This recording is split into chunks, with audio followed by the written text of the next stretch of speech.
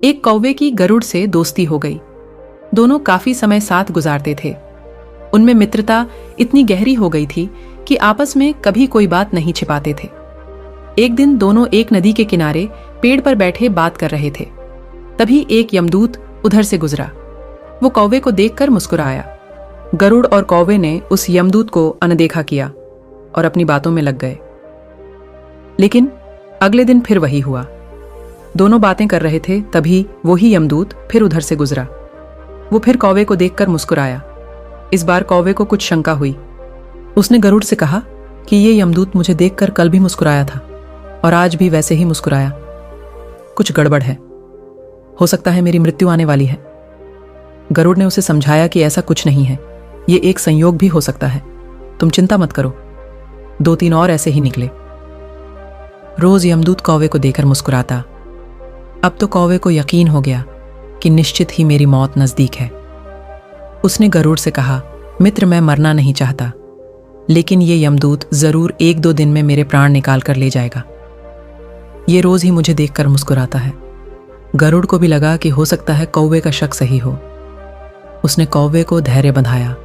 गरुड़ ने कौवे से कहा, तुम चिंता मत करो मित्र, मैं तुम्हें यहां से इतनी दूर ले जाऊंगा कि ये यमदूत तुम्हें दिखाई ही ना दे।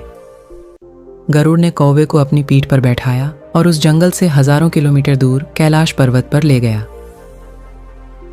दोनों को अब यह डर नहीं रहा कि यहां कोई उन्हें परेशान कर सकता है। लेकिन वे जैसे ही कैलाश पर्वत पर पहुंचकर एक गुफा तक पहुंचे, वहां वो यमदूत पहले से ही मौजूद था। उसने कौवे को देखते ही उस पर पाश फेंककर उसके प्राण निकाल लिए। गरुड़ देखता रह गया। उसने यमदूत से पूछा, तुमने इसे मारा क्यों? यमदूत ने कहा कि इसकी मौत इसी समय लिखी थी, इसलिए इसके प्राण निकाल लिए। गरुड़ ने फिर पूछा, तो फिर तुम इसे देखकर उस जंगल में मुस्कुराते क्यों थे? इसे मारना ही था तो वहीं मार देते। यमदूत ने जवाब दिया, इसकी मौत कैलाश पर्वत पर ही लिखी थी, लेकिन 4-5 दिन पहले इसे उस जंगल में देखकर मुझे ये आश्चर्य हो रहा था कि ये इतने कम समय में वहां पहुंचेगा कैसे, क्योंकि इसके पंख भी छोटे हैं और ये लंबी उड़ान भी नहीं भर सकता, तो हजारों योजन दूर कैलाश तक ये पहुंचेगा कैसा? यही सोचकर मैं रोज मुस्कुराकर गुजर जाया करता था। लेकिन भाग्य देखो, तुम इसके परम मित्र ही इसे यहां तक इतने कम समय में ले आए। कहानी की सीख जीवन और मृत्यु भाग्य की ही बात है। इससे कहीं भी छिपा या बचा नहीं जा सकता।